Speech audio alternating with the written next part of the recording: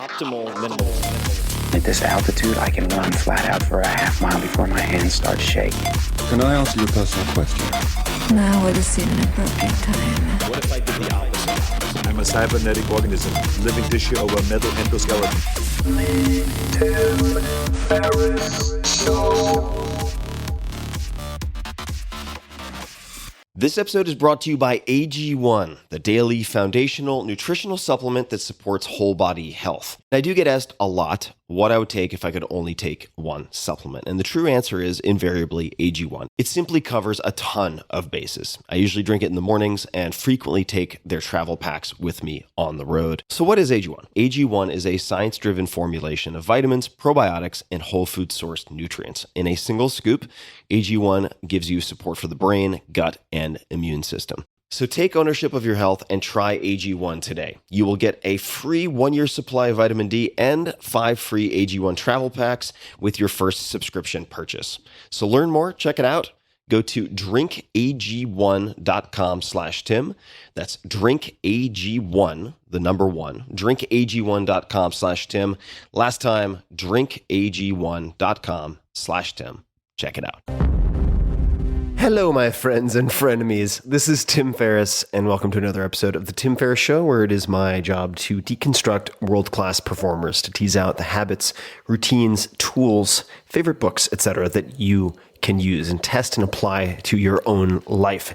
And the topics we explore, the experts we interview, range from people in the military to entertainment, sports, and everything in between. And this is an everything in between episode. My guest is Jason Nemer, co-founder of AcroYoga. You can find him on Instagram at Jason Nemer, Nemer. And my apologies for the sucking in the background. That's my dog obliterating a Kong. This is audio verite for you folks. And Jason is an incredible character. He's a vagabond. He travels the world with next to nothing and has introduced me to my obsession for the last 6 to 12 months. Now, along with gymnastic strength training, I've been doing AcroYoga, and I think about doing it all the time. It is not what you think in your mind of as yoga. It is totally different because I, of course, have found yoga historically, for me, very boring, and I always strain a hamstring. It's not fun. This is the opposite of all of those things. It is closer to partner acrobatics. A Cirque du Soleil routine meets sensual but not sexual contact, if that makes any sense. And if it doesn't, it will in this episode. There are lots of takeaways, lots of recommendations. It was also videotaped. We do a couple of demos, and you do not need the video because we walk through it in audio. So you can definitely just listen to this podcast. But if you want to see some of the demos visually, you can go to youtube.com/Tim Ferriss, 2 R's and 2 S's to see it. And it was filmed at Creative Live, my favorite place to learn online, creativelive.com, and go to creativelive.com/success. I asked them of all of their courses, they have hundreds, I've done a lot with them, what would they recommend that I share with you guys? And they brought up 6 months to success, which is actually 6 months to 6 figures by Peter Voogd. So 6 months to 6 figures by Peter Voogd, VOGD, has incredible reviews. Just check out creativelive.com/success. But I want to keep this as short as possible. It's already long because I've had a lot of caffeine. I've done a lot of thinking on AcroYoga today. When I'm not doing it, I want to be doing it. And by the end of this episode, you will know why. And hopefully you will get a chance to try it yourself. So please enjoy. Jason, welcome to the show. Thank you. What are we drinking here? What a great way to start. I enjoyed the label so much. I have to share it with the world. It's duck shit oolong tea. Duck shit oolong tea. It's true. What is the story behind the duck shit portion of that? Well, back in the day, I hear, in a region in China, there was this amazing tea, and it was so good that they had to play it down. So they called it duck shit tea, and it was played down for however many centuries until it's been discovered as an excellent tea. It's not bad, I gotta say. I'm enjoying the duck shit fragrance oolong tea, and it is almost as odd sounding as our first encounter. And I remember the dinner at which we met, and this was in LA, probably Venice, maybe Santa Monica. Santa Monica. And it was at, whose home? Was it Andrew's? Dean's home. Dean. And I was with my buddy Travis Brewer. Mm-hmm. The Ninja. The Ninja, who is very much worth checking out for those people who have not seen him in action. American Ninja Warrior, and so on. And we were sitting somewhere close to each other, maybe next to each other. And we'd captured a bunch of photographs of the day, just running around doing craziness. Right. At the Santa Monica Green and elsewhere. Right. And of course, you are the co-founder of AcroYoga, but I didn't have much in terms of exposure to AcroYoga. Right. So I said, well, what is AcroYoga? And he said, I'll show you. And that led to an Instagram photo that I posted, which was something along the lines of, just another Saturday night, not sure how I ended up here. And I was in reverse bat position. Well done. You know exactly the pose. In what I used to call Butter Konasana. Butter Konasana. I'm not good with this such and such an asana memorization of terms, but now what is that? How would you describe what that looks like? And maybe we'll do a quick demo on what that looks like. Well, basically, if you were a human bat and you were hanging upside down and you were holding your ankles, that's pretty much what it looks like. Kind of a Spider-Man position. Yeah, Spider-Man, upside down, monkey business. Right, more or upside less. down with your feet together, sort of in a butterfly position. Exactly. And then the person who's supporting you, the base, are on your back, legs roughly straight up in the air in an L base position. And your feet would be basically right on top of my upper thighs. Correct. And those are the shelves. Yeah. And I remember being spun around, felt like I was in a washing machine of sorts, which is actually a term, of course, used in acro. And it just blew my mind. What are the origins of AcroYoga? How did it come to be? Well, anytime we talk about origins, there's my version of my experience of the story. There's the historical perspective. So what I'll do is I'll share from my perspective what and how this all came together. Basically, I had a lot of acrobatic experience. I started when I was 12, and I competed in sports acrobatics, which is basically like gymnastics and figure skating put together. It's a routine with partners, music, dance. So I competed in that for many years, found yoga in college, and then ended up in San Francisco, where I met Jenny, the co-founder. And Jenny had a background in the therapeutic flying. So what you were describing, being upside down and being massaged, that's something that I learned from Jenny. She learned it from other people. So AcroYoga, to me, was me and Jenny meeting and pretty much putting together our bag of tricks. And that bag of tricks, so I will say, just in terms of personal experience, has been incredible because you have not just the sort of acrobatic, and this is a term that maybe you would not use, I don't know, but a very kind of yang-driven strength, athleticism component, which is the acrobatics. But then you have the very yin, very restorative, therapeutic Thai massage. Right. There's more to it, of course. But my hips, after now doing this reasonably consistently, particularly the last 2 months, but for the last however long since we met. Year plus, yeah. Yeah, year plus. Good Lord. I realized today that I've been a professional rider for 10 years. Wow. Almost to the dot. Wow. I was like, man, well that explains the hair loss. It's been a long fucking time. But my hips, my knee issues, ankle flexibility, my progress from grumpy baby position.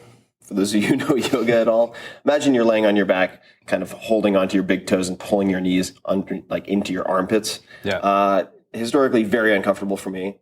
Still not my favorite place to be, but much improved. And I feel years younger. I mean, athletically speaking, more mobile than I was even when I was competing in wrestling and jiu-jitsu and judo and whatnot.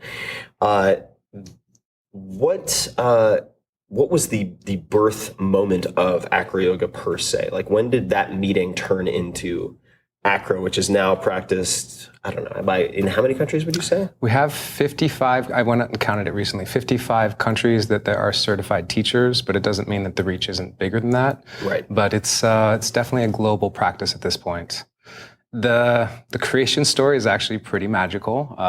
Jenny and I had been hearing about each other, and we were training at the same circus center. She was doing contortion during the day. I was teaching trampoline at night. So we kept orbiting around each other and had a lot of common friends, but just didn't meet. When we finally met, we got together at a party, and I immediately put her into a hand-to-hand where she's doing a handstand on my hands.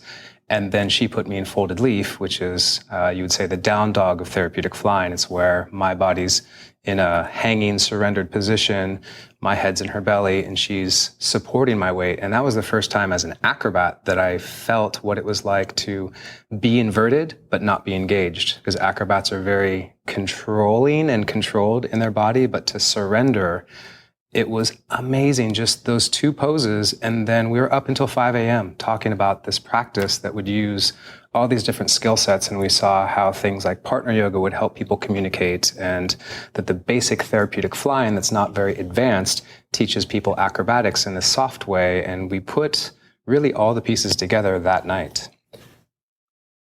So it came together. I mean, it was orbiting, and then collision and synthesis. Yeah.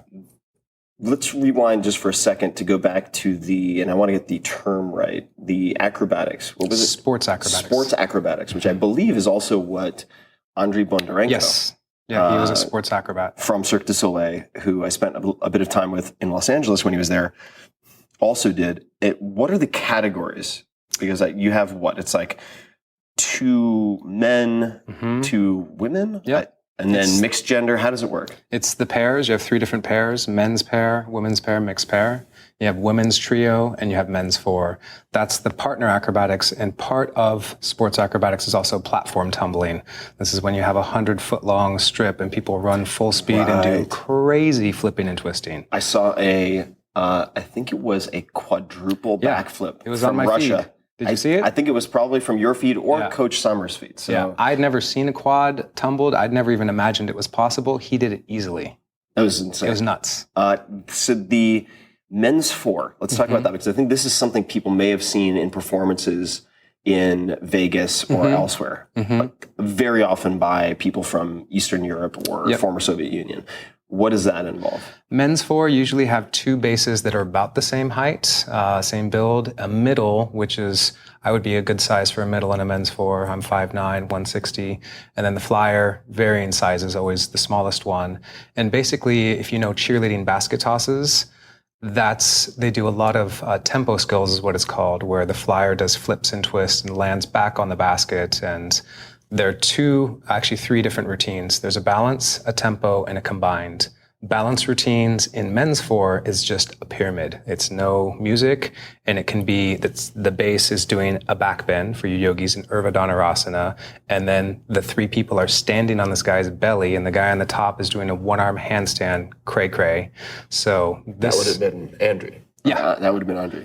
I don't know if he was a flyer. Yeah, he was a flyer. I don't know if he did men's 4 or men's pair. I don't remember. I'm almost positive he did men's 4. You could correct us, of course. Andriy Bondarenko, you should check him out on Instagram. Such a nice guy. Sweetheart of a guy, and just a monster. Yeah, a badass, certified badass. And for those people who, as I didn't know, basket case? No, not basket toss. Case. Basket toss. I was like, basket case is me. Basket toss sounds like something pornographic, and it might be. But in this case, it's effectively, is it further down? You hold your wrist. You hold your wrist, and you're basically with other people weaving a human trampoline with your forearms. And it just blew my mind when I first saw at Cirque du Soleil. You were there. Yeah. When with Andre, we went behind the scenes and we saw them warming up. Yeah. And they're just getting launched 20, 25 feet and then landing on this human trampoline that is effectively the size of the top of a stool. Yeah. It's just incredible. Yeah. Yeah. And I remember Andre and I were having tea and he was talking about at some point, and I'm going to paraphrase this obviously and maybe butcher it, in the Ukraine, when he went to some type of regional championship, and there were a bunch of people warming up, different teams. And one of the teams had a flyer who was super aggressive and wanted to make an impression on everyone and tried something really outrageously hard. And it was a concrete floor, and he just Yeah. took a headfirst spill on the concrete floor. Those folks got carted out, and the competition continued. Yep. And that was his path, and all of their paths out of sort of that world and into one of prosperity and sort of economic feasibility for careers. I heard a very similar story, and this is something that I see as the pitfall of acrobatics, a potential pitfall. I trained in Bulgaria when I was 15 with the Bulgarian national team. The year before, we brought them to California, took them to Disneyland, blew their minds, and learned from them. And I heard a few years after that the men's four, same thing, wanted to intimidate the other men's four. So what I was describing to these 4 high pyramids, they were doing a 4 high one-arm pyramid, and they fell. And the kid broke most of his bones. He didn't die, but it was the end of his career. And I think also for the 2008 Olympics in Beijing, there were a number of Chinese gymnasts that died trying to do these very difficult vaults. And yeah, the dark side of acrobatics can be when your body is an obstacle to your goal. And this is where the yoga and the acrobatics can weave so intelligently the dynamic power of acrobatics, but the reality that you've got your body for your whole life. And how do you make these educated steps towards what you want? And this comes back to the surrender component, which may sound very woo-woo to some people listening, and that's okay, because we're in San Francisco, so suck it up and take it. We're not going to get too crazy. Maybe we will. But flashing all over the place. I know this is a bit like Memento, but one of my other influences, this coach named Jerzy Gregorek, who's the Polish Olympic weightlifting coach I've mentioned a few times, 62, leaner, stronger, more mobile than I am by many, many factors. And he's probably 135, 140, can get on an Indo board, like a balance board, and hit a perfect snatch with a barbell loaded full of weight, ass to the floor, and then stand up and put it back on the floor. He just did with effectively no warm-up, like cold. Right. He's just an extremely impressive athlete, and his longevity is phenomenal. And he said to me at one point, because my habit, of course, is push, push, push, break. You push? I know. Stop everything for a while because I'm incapacitated. Push, push, push, break. And he said, you have a Ferrari engine, I'm paraphrasing here, but he said, you have to remember, you have a Ferrari engine in a Hyundai body. Like, you're going to just blow yourself apart, or it's like your mind is willing, but your body is not adapted. So you need to, not his words, mine, like chill the fuck out and play the long game, which I'm becoming better at. And part of what has aided that is the therapeutics. Yeah. And something as simple as, you mentioned surrender. So in the type of training that I'm focusing on right now, I'm actually doing the gymnastic bodies work with Coach Summer, so the former national team coach for men's in the U.S. He was on the podcast as well. But that is not a surrender type of training, and it can't be. I mean, to do it properly, and I really, really enjoy it. But if I'm doing that, say 2 days of stretching, 2 days of strength training per week, I might then be doing, and I have been doing, acro on Mondays, Wednesdays, and Fridays for an hour to an hour and a half in the mornings.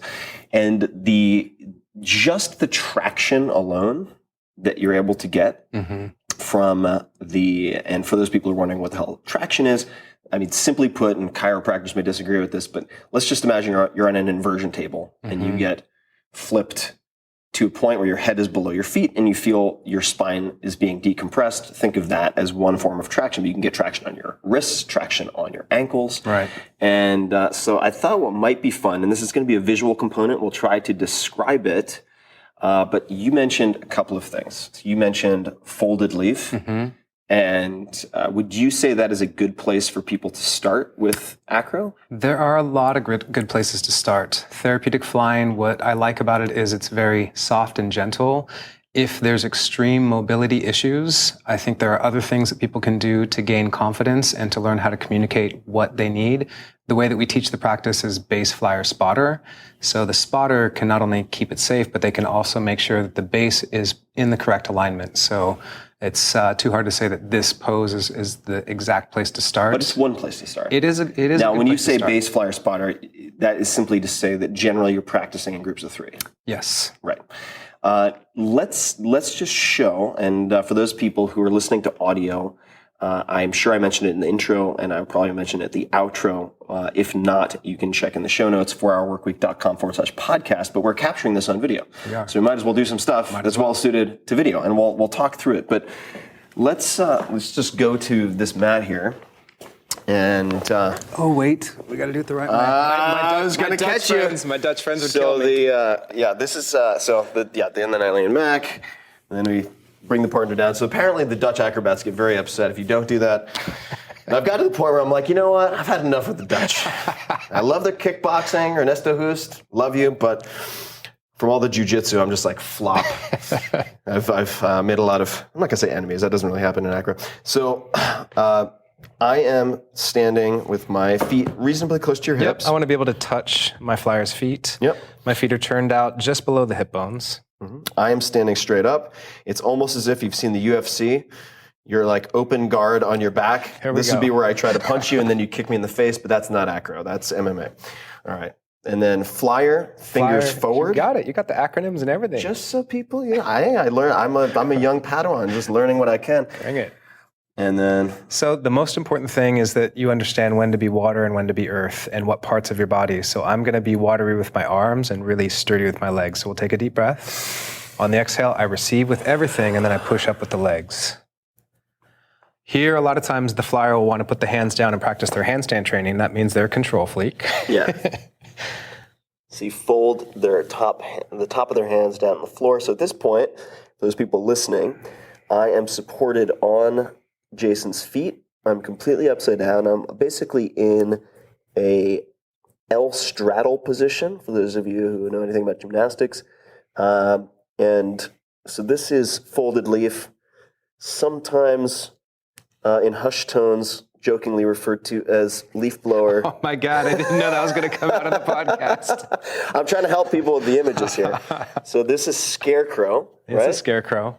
Basically what I do as a base is I try to let your body unwind patterns. So as I bounce and shake, a lot of times our mind is connected to muscle groups and flexing them when they don't need to be. So the true therapist is gravity, which helps to let your spine hang like a plumb line. And could we show, for instance, let's see here, Super Yogi? Sure. So Tim likes traction. So what I can do is I can let my legs come off my 90 degree. His weight will start falling back. We'll take a deep breath together.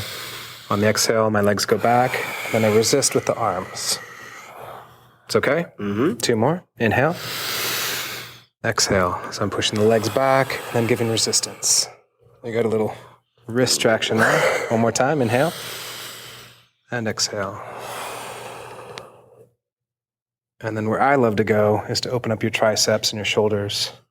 So I'm going to place my hands under his elbows, and he can bend the elbows and the knees at the same rate. And can you bring the elbows closer? Does that feel okay on your shoulder? Yeah, I'm going to be a little careful on the left just to have it reconstructed, but yeah, this feels fine. And in general, where the body can be vulnerable in the flying is in the shoulders and the lower back, so communication is really important, and just listening to your body. All good? All good. Sweet. Side bending is also a thing that can really help the health of the lower back. And what's different with the therapeutic flying from yoga is your body doesn't have to be engaged. You're not using your muscles as the flyer, so you don't have to work uphill, basically. All right.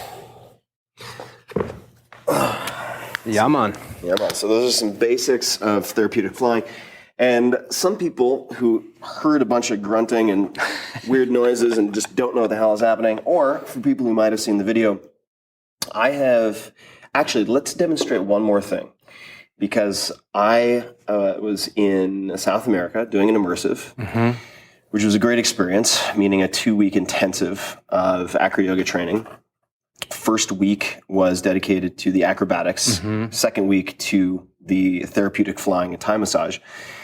And I was visiting a friend of mine named Chris, who has developed some lower back and hip issues from a lot of sitting. He's a former high-level athlete. Right. And I gave him what is sometimes referred to in the acro community as leg love, which is typically done For those of you who just saw it, or I'll just describe it. So Jason was on his back, basing me, supporting all of my weight on his legs. In effect, that can get tiring. And so after you've received effectively massage being floated on someone's feet, you then help to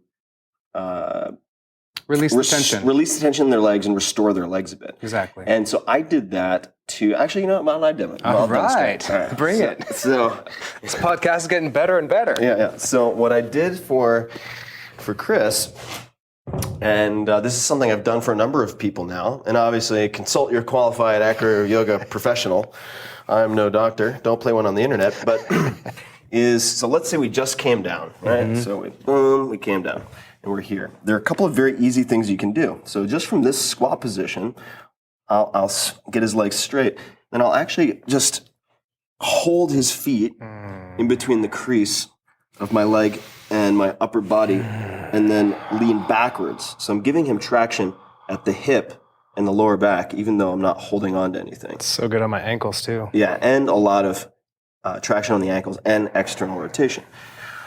Other things that are pretty easy to do would include, you do a little bit more traction. So you step in, and I'm just going to shake the legs to get them to relax a bit, and then turn the feet in, put them behind my hips, and lean back. And what's great about this pose is the therapeutic flying is an external rotation. This is a counter pose. Right. It's an internal rotation. So that's where some of the yoga intelligence starts sneaking in, is how do you counter the muscles that you've been working. And for those people who are, say, CrossFitters who are afraid of seeming too crunchy to their buddies, whatever it might be, this is an excellent complement to any type of Olympic lifting or lifting that involves squatting. For sure. I found this to just be a huge performance enhancer. To have this done just Can I get you on my feet for 1 second in a bird? Sure. Just to show what my theory is of why your hips are a lot more evolved now. Squatting flexibility. Yeah, look at this guy's hips. It gets increased when you have 170, 180 pounds on top of you. Yeah. So it doesn't just warm the body, but it lets us access new flexibility. So, that's one that you need to watch the video for. Yeah, if you want to see freakish hip mobility. I have open hips, it's true. Open hips, good birthing hips, then you should watch the video. So I'll just demonstrate a few more. Sure. That are super simple. That there are many, many options. We could do open up. You could do bus driver. That's what this one's known as. And they all look really silly, and they are as profound, I think, for athletic performance or just general health as they are, in some cases, ridiculous looking. Another that I found just incredibly helpful is just swinging. Mm-hmm. So this type of movement. And won't do too many more. You can get fancy and do like the circle eights and stuff, but I'll show one more, and then we'll get back to the interview.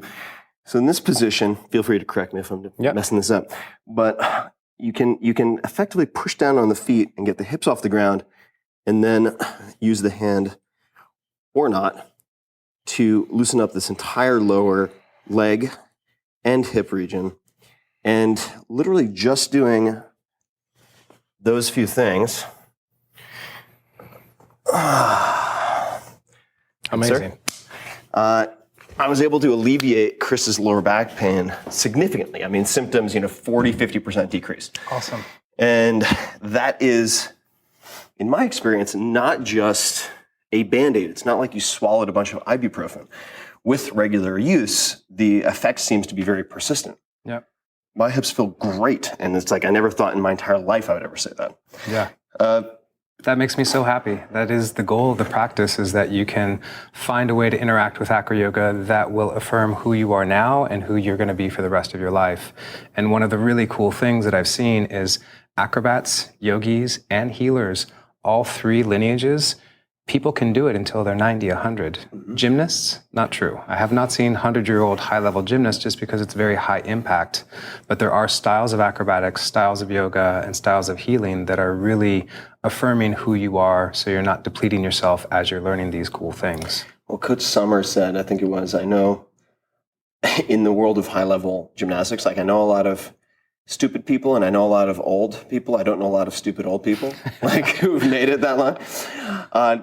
But speaking of some older folks, you've mentioned to me, of course, a number of your teachers, a number of your influences.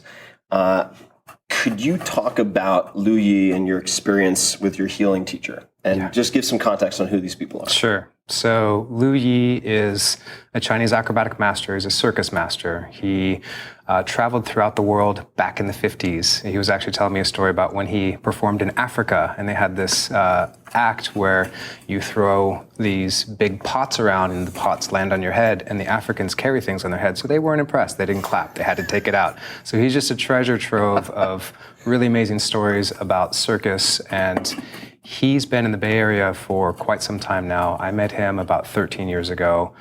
I'll give a little short story about this. I met him, I go into the circus center, I'd competed high-level acrobatics, but I hadn't trained high-level in a while, and I see him training people in one-arm handstands, and I, as a base, never learned how to do a one-arm handstand on the ground by myself. So I'm like, Mr. Lu Yi, you look like such an amazing teacher. I would be so honored to work with you. I just did a yoga teacher training, and yoga is a 4-letter word. I might as well just spit in his face. So literally for the next 3 years, every day I would see him in the circus center. Mr. Lu Yi, I'd love to work with you. Oh, you have too much experience. Oh, you very old. My way, different way. And when I speak with my pretend Chinese accent, it's so still, much love. It's still pretty good. I mean, having spent a lot of time in China. Oh my God. So this is Lu Yi, and Lu Yi has been a mentor in a lot of ways, and he has a lot of different techniques. He's right when he says that, because he came from circus and I came from sports acrobatics. One day I go into the circus center and he's teaching a kid how to ride on a bicycle backwards by sitting on the handlebars. Like, he knows so many random things. And recently, just this year, he has sciatica, and he got into a car accident, and it got worse, and he's basically been out of commission now for quite a while, and I've been trying to connect him with one of my other master teachers, who's Scott Blossom, who's amazing Chinese medicine doctor, acupuncture, Ayurveda, which is an Indian science of medicine, and he's also a shadow yoga teacher, and in the world, I think there are 20 certified shadow yoga instructors. That's a whole nother conversation, but he's basically a triple threat, amazing human, and today, before this interview, I went to Lu Yi's house, I picked him up, I took him over to Scott's office, and Lu Yi doesn't speak English very well, and I understand him, and we have a good rapport, so it was really good to be there, and for about, 6 to 8 minutes, he was just reading his pulses, just feeling his hands, and from there, he basically did needles, did a lot of different techniques, and before he got him on the table, I was in a moment where I just sat on the floor when they were doing the pulses. I closed my eyes and I did a metta practice. Metta means loving kindness, and this comes from Thai massage. Thai massage is an amazing practice that weaves spirituality and healing. So as I close my eyes and I'm meditating, my heart's pumping, my hands are getting hot. I'm just basically cultivating all this chi. And I didn't think I was going to be able to lay hands on Lu Yi at all. But then when he got him on the table, he's like, Jason, feel here. Okay, put an elbow there. So I got to do, I have 2 of my masters here, and I get to give love basically to this man who with his hands has sculpted my handstand, my one-arm handstand. So it was just a really cool thing to feel how acrobatics is really powerful, but nothing is more important than your health until you start losing your health. And to have these tools to help people feel better, there are very few things in life that I think are more noble to dedicate to than learning techniques to help people.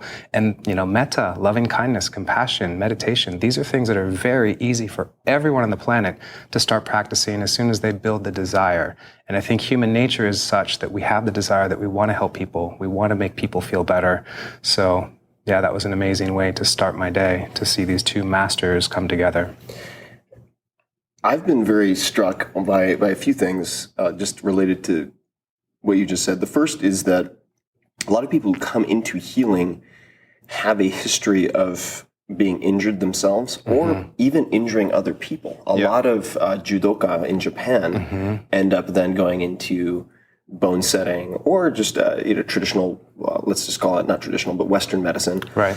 And the second piece is that I was very surprised when I did the immersive. I hadn't had any real in-depth exposure to the therapeutic flying that, having been so aggressive in all of my individual sports to date, I've always, since I was introduced to acro, been obsessed with the more dynamic, violent, perhaps fast. The shiny objects. The shiny objects. Squirrel. Yeah, which are, that's my story of my life. But that I was astonished to find that when I did the immersive, I was actually, in many ways, more drawn to the therapeutics. Yeah. And I think that's because I've just overdeveloped or over-focused on the kind of hard driving aspect to such an extent that I don't have a rate limiter. It's like I have on my tachometer, I don't have any red zone. I don't even see it. It just blows apart. And that helps me to start to calibrate and pay more attention. By paying attention to someone else's body, I feel like you learn to pay attention and listen to your own body. For sure, especially if you have good guidance. That is a very strong principle from a lot of my teachers, body comfortable. If you're not comfortable as a giver of healing arts, you're violating the first thing. So you actually get to be, and unfortunately in English, there's not a good term for this, selfish. And to be a good healer, you have to be very selfish. You have to really listen to who you are, to where you are. And from that place, if you really understand, you have the potential to give in a way that's not depleting, give in a way that's not going to hurt you, because that's going to be a very short healing career. What is the handstand approach that you thought of this morning? So you mentioned this, and I said, save it for the podcast. I don't want to hear about it. So tell us. Okay. A lot of people listening are interested in handstands. Yeah. There are a lot of crappy handstands out there. I've seen most of them in different shapes and forms. Well, this is where, again, I feel like the acrobatics and the yoga start to mix. I've been doing shadow yoga for about 6 years now, and there are 3 prelude forms. Does Ra's al Ghul run? He's the bad guy in Batman. He doesn't run shadow yoga. Sounds like something out of Marvel Comics. Out of the Avengers movie. Okay. Kind of. Jean de Rimete is a Hungarian martial artist who came up with this. Sounds like Ra's al Ghul. Yeah, okay. there's some darkness to it. We'll come back to that. Okay, so we'll dig into shadow, but please continue. Well, it came from my shadow practice this morning. So there's a pose where I'll just do it real quick. All right. There's a sequence, and one of the poses is with the fingers interlaced and straight down like this. You can just describe. So you're standing feet shoulder width apart, roughly. Hands flat on the floor with your fingers interlaced. Yep. And I would never think to do a handstand like this. And I was doing my practice this morning, and I'm like, I wonder how hard that would be. It was really fucking hard. So 30 years of acrobatic training, I've never seen anybody do that handstand. I'm sure it's been done. And I tagged a few people on Instagram this morning. Andre is one of them. Miguel Hand Balancer is another. And my third attempt, I figured a couple things out. Basically, if you let the pinky go wider and you let the thumb go wider, you have a big enough base, and you got to start using the pinky and the thumb. But it was just, as much as I feel like acrobatics is very fixed, gymnastics is very fixed, as long as the mind is not fixed, and if you have playfulness and you have a ritual of discovery, this practice keeps expanding. There's, I love the cross-pollination when you expose yourself to different physical disciplines. So you have yoga, we have acrobatics, then you have sports, so let's call it sports acrobatics, circus, Olympic gymnastics, for simplicity's sake. Artistic for the people that really know. Sure. Okay, so very interrelated but different disciplines. Breakdancing. So for instance, that position you had right here reminds me of, I believe it's called a 2000 in breakdancing. Check you out. So, you have a 1990, which is a one-armed spinning handstand, which is generally on this portion of the palm. It, mechanically speaking, very similar to a pirouette, even the way they go into it with their legs and then bring their legs together.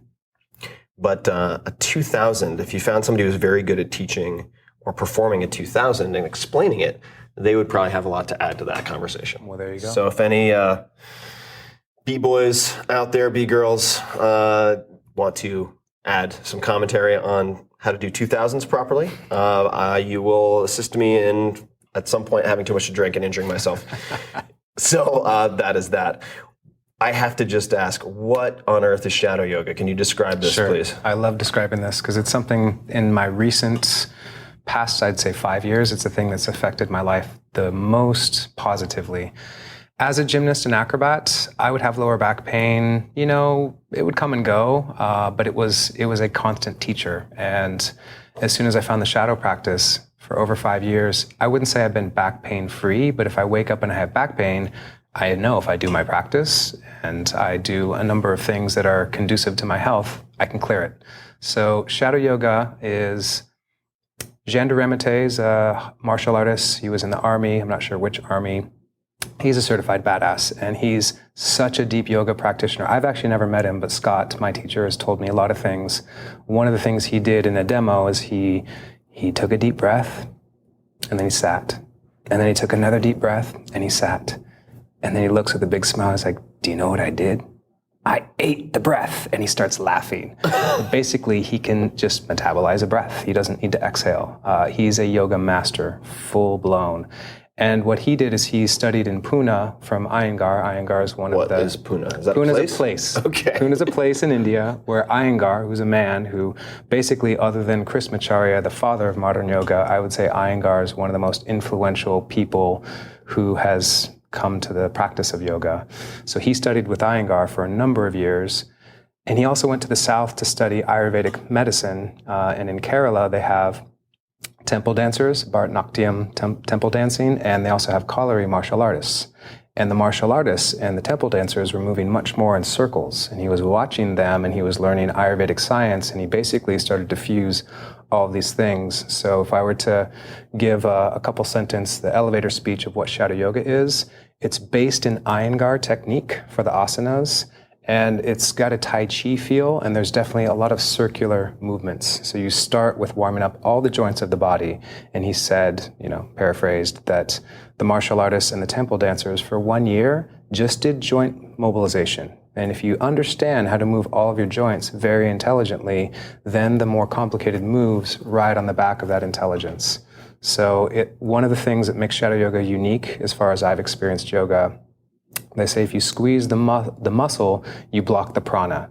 So if you're engaging your muscle, you're not letting the energy flow. So what you do is you try to have your muscles as soft as possible, and you really put your attention into the bone layer, and you stack your body in ways that the bones are taking the weight, the muscles are soft, and you start circulating the energy through the body.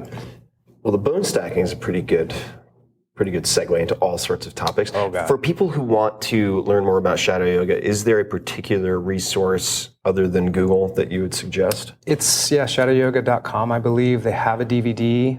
The unfortunate reality is I think there are like 20 certified teachers in the world. So he's very, very strict on certification. I mean, talk about Mr. Miyagi. This guy is the definition of yoga, Mr. Miyagi. Salty old dog. Yes. I like those. I know this. I know it's inevitable that, I aspire to be a salty old dog myself, so I like hanging out with the cantankerous, opinionated, but highly competent salty old dogs. He's a guy for you. Although, he might not put up with me. That's a separate issue altogether. Bone stacking. Let's talk about handstands for a second again. And I always mess this up. Is it ATB? ATB. Ooh, look at me. Well, you also learned it in Spanish. That was AIB. AIB. That's right. That was a whole thing in and of itself. I did my entire immersion in South America in Spanish. There were a number of people translating for a handful of folks who only spoke English, but I found it more entertaining to see how badly I could mangle things by running on the Spanish alone. So let's talk about ATB. Should we just do a little demo of what that means? Maybe I'll talk a little bit first. I'll paint an analogy. So I like the analogy of bridges. So the alignment is basically... So ATB stands for what? Alignment, tightness, and balance. Mm-hmm. So, and I like it in that order because until the body gets aligned in the most efficient way possible, you are losing energy for every second you're attempting the handstand. So alignment is the holy grail of all acrobatics. And what's great about these ideas, the ideas are really simple. The practice is a pain in the ass. It takes sometimes decades to get a straight handstand. But alignment is straight. Straight is strong. So if you learn how, and our bodies are not made straight. Our cells are circular. Our bones are not 2x4s. So it's an impossible task that we try to do to turn our bodies into these knives that cut through gravity. What are some of the things that Lu Yi says His like short expressions when people are doing handstands. Well, so today his leg isn't working very well. One of his legs, he can't walk up the stairs very well. And I joked at him, I said, Louis, your body's not one piece. Because he says, make body one piece. One piece, Yeah, one piece. He likes the body to be unified. And then I have a Russian coach that says, make body one bone. Same. It's basically unifying the body, and that's the second part of the ATB. It's tightness, it's integration. And if you see, for instance, I know you've seen this, but for people listening or watching, if you see a photograph of a gymnast mid-air, or a diver for that matter, they're not relaxed. Like, No. look at how tight they are. They're usually in like the legs. And a cool experiment for those of you at home that are interested is you can hard-boil an egg and take a raw egg, try to spin them both, and well, I don't want to spoil it. Yeah. Well, you can try that. That's also, if you're an idiot like me and you hard-boil some and you forget which ones are raw, spin it. And you'll see very quickly which ones are hard-boiled because they'll fly off the counter probably. Another good Louis-ism, and this is good for anyone to put in their back pocket, and I'm so happy that Coach Summers also agrees with me on this. Mot extension. More extension. M-O extension. Mot extension. And what he's talking about there is, it comes back to Newtonian physics, action, reaction, the second law of motion. If you push into something, it pushes back. So as you push down into the floor, there's basically a rebound, and this rebound is what makes your handstand light, and it's what makes the body a lot more unified. Exactly. So it also, if we're going to look at sort of the hierarchy, right? If you were to do one, and I'm not saying you have to choose one, but if someone could not somehow wrap their head around the alignment piece, right? They didn't have somebody to help them, but I just said, okay, you know what? Forget that. More extension. Now I'm just going to say it helped me with my alignment to focus on the extension because it took effectively one piece out of the puzzle because it locked it in place, meaning, but of course having someone to help with the alignment is a huge resource. But you were talking about bridges. Yes. So a bridge basically, it can be the analogy of the body. The metal is the bone structure. So the first thing they do when they're building a bridge is they got to get the pylons in place, and they have to get the metal in the right alignment. From there, they pour the cement, and the cement is basically your muscles. And the muscles, just like the cement, can harden onto those pieces of metal. So basically you align the metal, you pour the concrete. As the concrete hardens, it gets super stable. I haven't really figured out the part of the analogy of the balance. Maybe it has something to do with, the cables tension or the of the fascia. cables. But at least the first two have a picture for you to think about. And there was a point in gymnastics history in the 70s where the Japanese gymnasts were dominant, and they had a lot of techniques that none of the other world had seen yet. And one of my friends was very connected to that lineage, and he said that at the Olympics they had a big interview with this guy, and they're like, you have to tell us your secrets. How are your gymnasts doing? They're just blowing us all away. He says, it's two things, strength and flexibility. And that was pretty much the end of the conversation. And there's actually a third thing in my experience. It's technique. And one of my definitions of technique is how skillfully you use your strength and your flexibility. So if somebody doesn't have a lot of shoulder mobility, they're doing handstands. They want to get as much mobility as they can. So Coach Summer calls it compression strength. He would, in this particular case, he would want, always dangerous speaking for Coach Summer. Right. One of my favorite salty old dogs. So he can slap me on the internet if I get this wrong, but if I had to guess, I would say that he would argue that you shouldn't, if you're going to practice handstands correctly, you would want to get to the point where this type of shoulder flexion is comfortable so that you're not using a lot of muscle to get here. I would agree. And if you don't have whatever flexibility you have, you want to access it. So you want to eventually have a surplus of shoulder flexibility. I was born with circus shoulders. So if you have a surplus of the shoulder flexibility, being vertical is very easy. That's what you want. But if you're stiff, you don't want to not get that 1 inch of flexibility utilized. So basically the technique is using your strength and flexibility as skillfully as you can with what you have. In one day, you can't get stronger or more flexible, but in one day, you can affect your approach and affect how skillful you are cutting through gravity with the line of your body by finding these little hinges and taking as much of those hinges out. So let's, what do you think about doing a little demo? Yeah. All right, so let's look at ATB, and I'm thinking what might make sense is, well, I'll do it first. Okay. And suffice to say, I don't think I have great handstands. But I disagree. They're trending in the right direction. Yep. They're getting better, which is all I care about. I'm no Bondarenko at this point. Also weigh 100 pounds more. Yes. That's not true. But I digress. All right, so foundation, you want to have your hand shoulder width, so you can put the hands down, and I'll just inspect your foundation. And this is definitely where Lu Yi will spend a lot of time.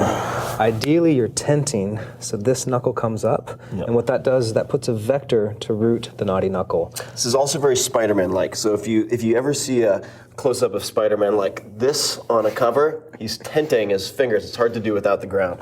But in other words, if your fingers are completely flat on the ground, you're popping up the second knuckle. Exactly. While keeping the knuckle of the palm on the ground, because if this pops up, what's it called? The naughty knuckle. The naughty knuckle, which is this index that constantly pops up. Okay, so let's say... Your hands look great, All right. and they're the right distance apart. So you can go up however you like. I'll support you on the way up. Okay. And I'll let you have your head neutral. His head is down. I step in between the hands, hug his thighs, and bring the ribs in.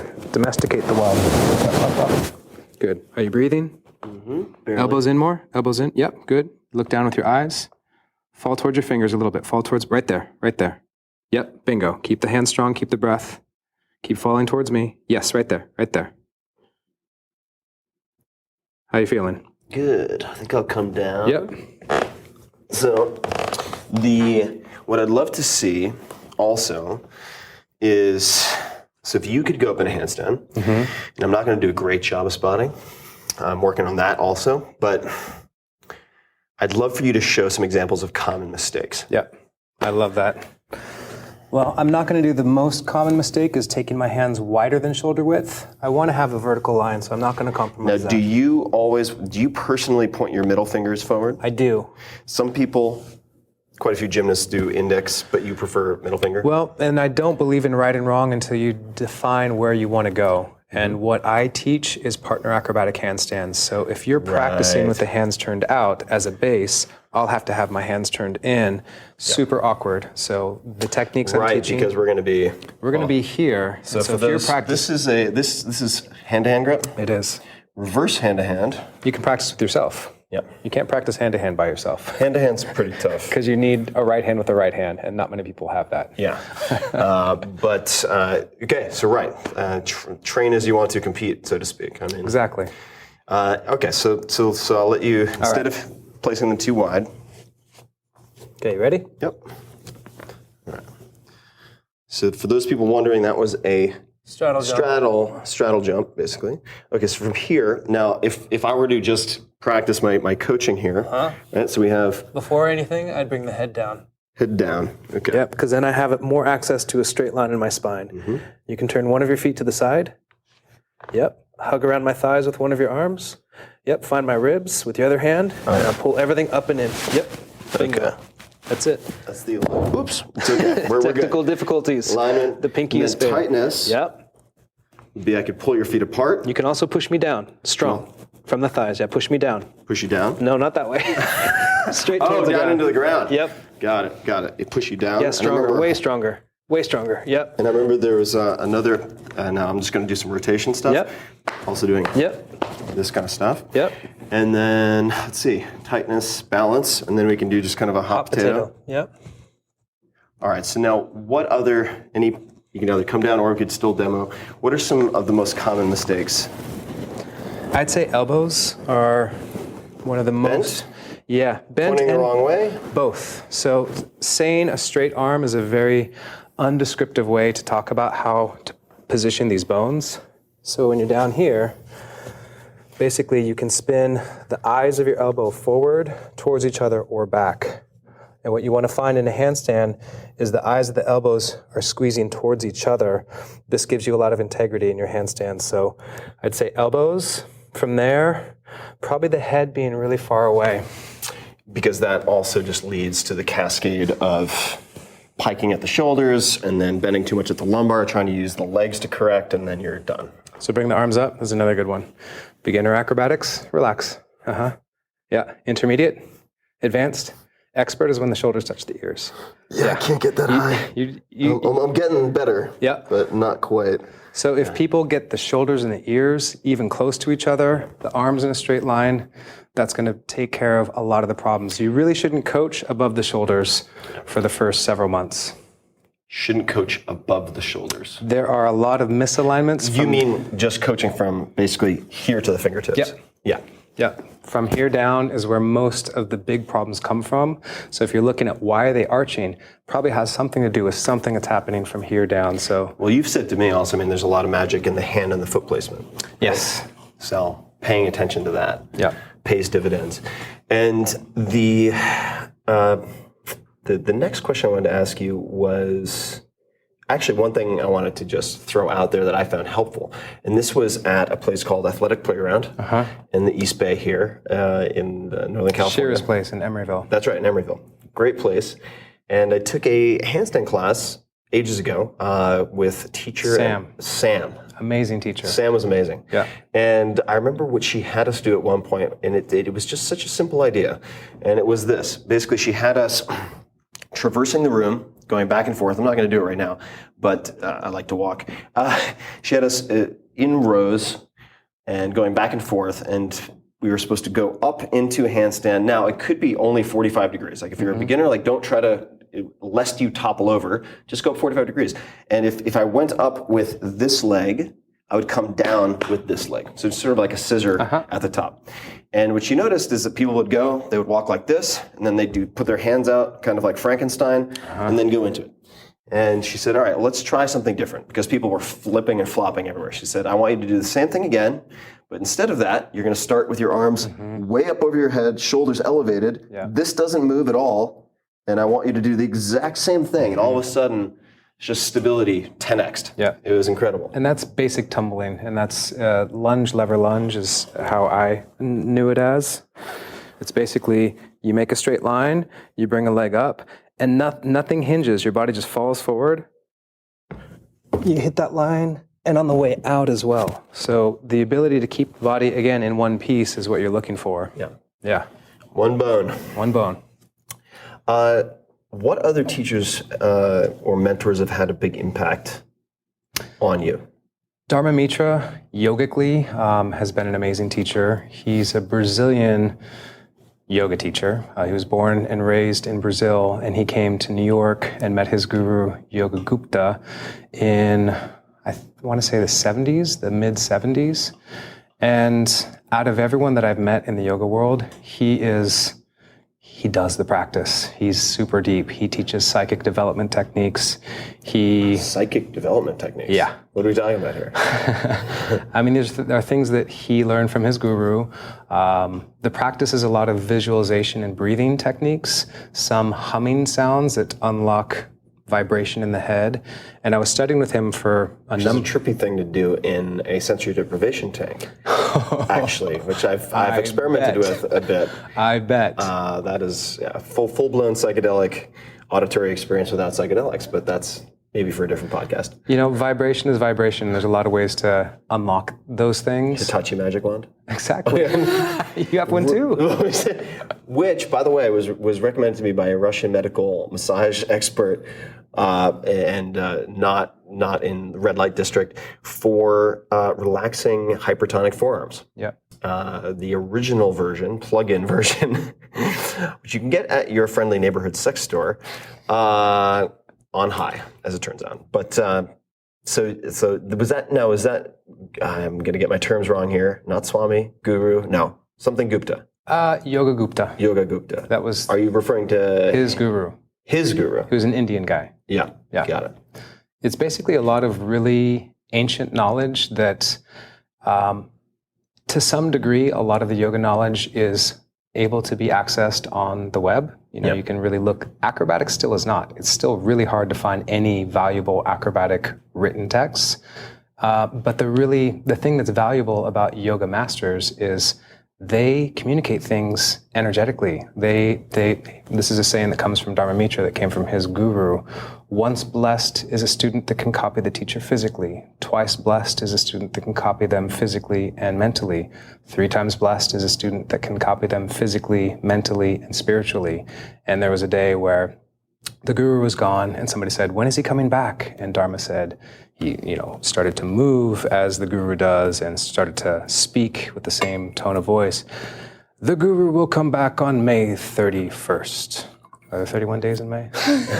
Let's just pretend there are. And sure enough, he came back. So he's a teacher of these very mystical aspects of yoga, and at the same time, he does all kinds of crazy asanas. Asanas are poses. He has a poster of 908 yoga postures. And so when I saw this poster, I was like, I have to meet this guy. And when I finally met him, the types of teachings were much more fulfilling and deep than physical poses. It was really philosophies on life, the way that he interacts with the world. I just watch how he eats a salad. He looks at every piece of food before he puts it in his mouth, the mindfulness practice and the compassion. So yeah, Dharma Mitra. Big influence. And he's 77, the same age as Liu Yi.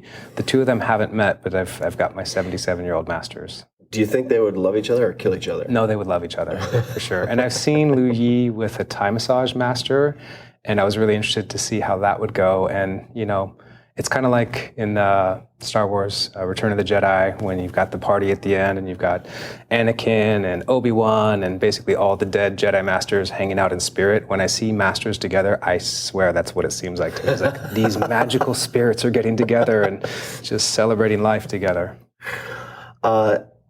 What are some, well, actually, before we get back to the acrobatics, I want to ask you about contemporary yoga, as it were, just the state of yoga in the United States, popular yoga. I was put off by yoga for a very, very long time. Mm-hmm. Maybe this is going to be like speaking out against the church. I don't know. I don't want to create any problems, but I'm curious, what are things that you see in the yoga world that drive you crazy? Well, yoga can be like... Aside from not pointing their feet when they do handstands. Or sticking... No, it's job security for me. The worse they do at handstands, the more clients I'm going to get. So I'm not upset of their handstand technique. That's actually great. I feel just like religion, yoga can get very one-wayed. It's my way or the highway. This is the right way and everything else is wrong. That's challenging to me about some yoga systems and people. I also feel that there's a ceiling on yoga, and the ceiling is you have all this amazing knowledge and all this amazing practice, but how are you bringing that into the world? What happens when you're in traffic? How are you with your mom? Do you talk to your mom? Do you tell her the truth? So I feel like AcroYoga and acrobatics and other partner practices help to take that wisdom that people spend so long cultivating and they give it life, they give it access. That's a good point. Yeah, you get to rehearse the human interaction element. It's like, well, that's great that you're listening to a Dharma talk and sitting on a floor and doing your poses and listening to a speech about compassion, but like when you go to a restaurant and like flip out at your server because they didn't get you water in 2 minutes instead of instead of their normal 5 or whatever it might be. I never really thought about that, but it does, the community aspect and the communal practice of acro has been one of the things that has kept me with it, quite frankly, because in many worlds, there is a high degree of skepticism or even aggression towards outsiders or visitors, right? And you see this, not always, but in, for instance, some, not all, jiu-jitsu schools. Right? Sure. An exception would be something like Marcelo Garcia Jiu-Jitsu in New York, where they're very welcoming, but they have a zero tolerance for bullshit or machismo or bullying. Right. But in the acro community, it's like wherever I land, if there is an acro community, I have, it feels like to me, and maybe this is just delusional, but like a built-in group of friends. Yeah. And the fact that, what it sounds like you were sort of alluding to, that the acro helps you to practice things that otherwise might be compartmentalized to a bunch of poses by yourself on a yoga mat. Right. And I think that group practice or partner practice also has led to, I don't have any involvement with the non-acro yoga community, but a lot of the acro folks, they do almost everything together. It's not just the yoga. It's like they have group meals, they cook, they do fundraisers, they help each other's companies. And that sort of tribal cohesion is something that I think, and was driven home for me when I interviewed Sebastian Junger on the podcast, is something that I think we need as kind of social creatures. But I could go on and on, kind of trying. I'm so happy you're going on and on. And for you, when I first met you, I felt that I really hope that you actually step towards the acro community, because I feel like people that are celebrity status, people that are very good at what they do, it's really hard for a lot of those people to really let their guard down and to feel accepted as the human they are versus the titles that they are. So the fact that you're reflecting this means that what we've done to build this community is working, because everyone's a freak in so many ways. And what happens when you practice AcroYoga is you still are practicing yoga. You still are doing solo practices, and you're understanding where your blockages are. And if you're a big asshole, the community is a self-regulating machine. If there's one person that keeps standing out in the community, they're going to get told from many different people. So we really hold a standard of evolution, and the way that we interact with each other gives us the potential to keep evolving in the direction that we want to as a community, which is the counterculture to the iPhones, to the Instagram, to the Facebook. And I think those things are all amazing. I think it's really important that we learn how to use technology in a way that leverages more connection to T. And I feel like there's a big hunger for real, authentic, wholesome human connection. And I feel like that's what we offer. What do you think about doing a little bit of, I guess you would call it solar? Acrobatic flying? Acrobatic flying? You basing or flying? Or both? Either. I'll fly. Okay. I've only been doing basing for the last couple of months. This ought to be entertaining. So I'll be the spry flyer, but I don't know what you think would be of interest to folks. What I will say, I'm just going to demo something really quick. Don't know which primary. All right. So what I'd encourage people to think about, just so we have some shared vocabulary here, is think of bending at the hips as piking. All right. If your legs, this is very oversimplified, legs apart, straddle. Okay. So this is going to be a very sort of common position. And you can think of it just as like sitting down on the floor with your legs spread and back straight. This gives you a 90-degree angle here. This is shelving. That is going to be used a lot in acrobatics. So just so that I don't have to explain that when I'm upside down. With that great description, I think we should play with corkscrews. Corkscrews. Okay. Have you done corkscrews? I've based it. I don't know if I've flown it. Today's your lucky day. Today's my lucky day. Let's go star. Star? Yep. So hand-to-hand grip. I'm going to have these two fingers on the wrists. So basically, I want to keep the arms strong and the legs receptive, and you can jump when you're ready. Okay. And let's do up and down to straddle bat a few times just to calibrate. Sure. All right. Let's go 180 to front plank. 180 to front plank. Good. That's it. Arms strong. We'll switch the hands. Switch again. Straddle and go slow. I gotcha. Look at you, twinkle toes. Nice one. Thanks. Awesome. Yeah. One more time. Sure. Good. Yep. Arms strong, belly down. Switch the hand. Then the second. Straddle wide, nice and slow.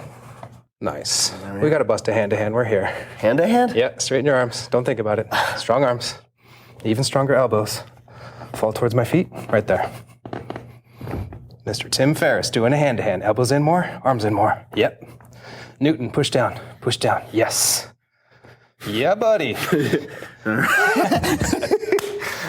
that was good. Newton saved the day. Right on. Thanks. All right. You're a flyer now. Thanks, man. I'm It's trying. official. Trying. I need to stop we need to hang out drinking gallons of cream every day. Take some weight off these thunder thighs. That was good. Your fat is my fit. Your fat is my fit. That's true. I was saying I was actually working with a flyer, very, very gifted flyer. I don't know if you've met Kiplin. No. Kiplin Sagmiller. At Kiplin on all the social, Kiplinn. Very gifted. And I said to her at one point, I said, Kiplin, you realize that this routine is starting to get easy. I need you to eat more. Put some sandbags if this on. is going to be progressive resistance for me, I need you to gain like 10 pounds a month for the next 3 to 5 months. Maybe she just get pregnant. It's an expensive way to train. True. So a couple of questions for you. I want to talk about challenging times, just getting out of some of the technical stuff. And I apologize for having a very flat hand. I know I was thinking about the hand. I haven't flown in a while. So one of the things, actually, might as well explain this. So if we're here, figuring out, you want to explain it? Sure. So basically, actually, let's stand up for this one. So the way that humans connect is the hardest part in acrobatics. We have more bones in our hands and feet than the rest of our body. So finding all these micro angles is, it's like wine. It gets better with age and practice. So if we have a straight arm line, if we go really flat, what that means is it's like we're doing it on the ground and we feel a lot of compression in the wrists. If we go really steep, just like a steep angle, we'll feel it in the thumb girdle. And we find that Goldilocks, that happy medium, a little more flex. Yep, a little flatter, good. And we lean into each other and we really feel not only our body is one piece, but our collective arm line is one piece. That's where the money's at. You can calibrate that. You want to do a quick calibration? Just like I'll tuck it on you. Sure. You got a base. Yeah. You got to earn your paycheck. Okay, I'm gonna not drop this very heavy thing right on your my head. front teeth. That'd be great. Okay, so what's great about this is there's not a lot of risk involved as I just bring my feet up a little bit, testing the water. If that goes well, a little more advanced can be a tuck. If that goes well, you can baby hand to hand. Arms more forward, forward. Yep, keep coming. Right there, better. Awesome, your quality of grip is nice. Steepness is nice. It's getting there. Yeah. So the testing here and picking your feet off the ground, and you can also do little movements just to help activate the stabilizers in the shoulder. And what's cool about the way that we train with humans is there's no machine in a gym that can teach you how to unify your body. There's no machine that can teach you how to have a really strong line because it takes human chaos to create the stability to match that chaos. There's a rig that I'm pretty sure I came up with, but who knows? TheraBand rig? Well, actually, hold on a That second. could work. So the way that I put it together, so I was chatting with Coach Summer, who helped me set up this incredible rings contraption that we were talking a little bit about, which includes something called a 50-50. You call it the Dream Machine. Yeah. So imagine you have a... Thank God for the Dream Machine. It's incredible. Yeah. So imagine you have a harness around your waist. It looks something like a rock climbing harness. This one's from Sam, I think it is. And a lot of Sam in this episode. And you clip that to a cable that then goes up over a pulley and then down to the rings. And that allows you to work with effectively half of your body weight, let's just call it.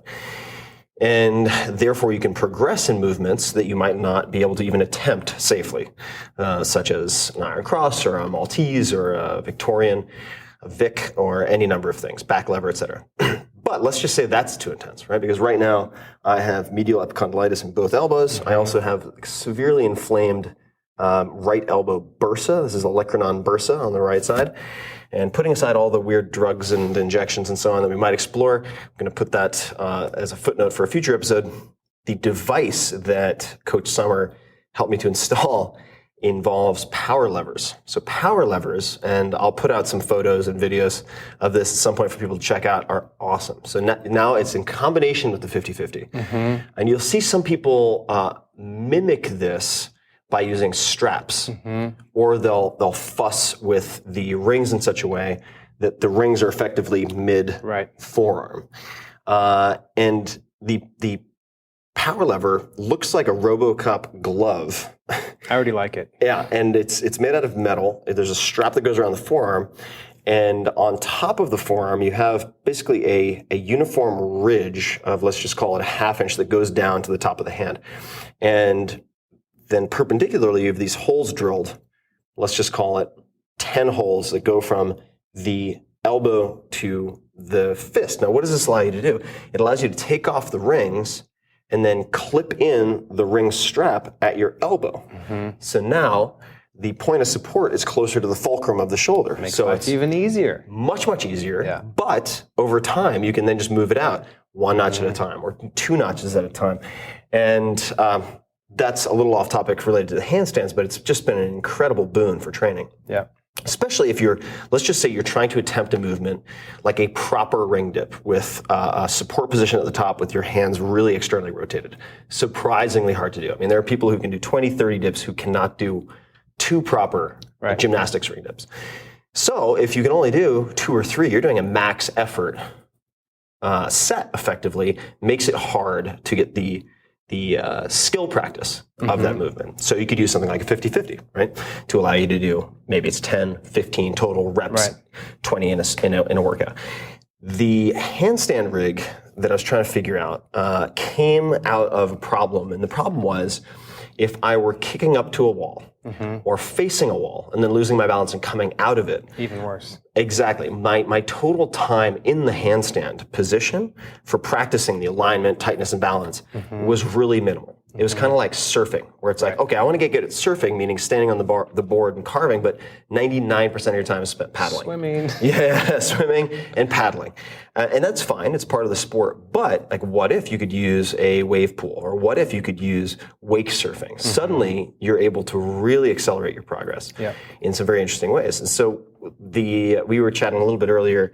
I didn't tell you about the rig, but you were like, does it involve just touching your toes on something? Which is what Coach Summer calls a Chinese handstand. So you're underneath a bar of some type, and you're just touching with the tippy tips of your toes, which requires you to maintain a lot of extension. Right?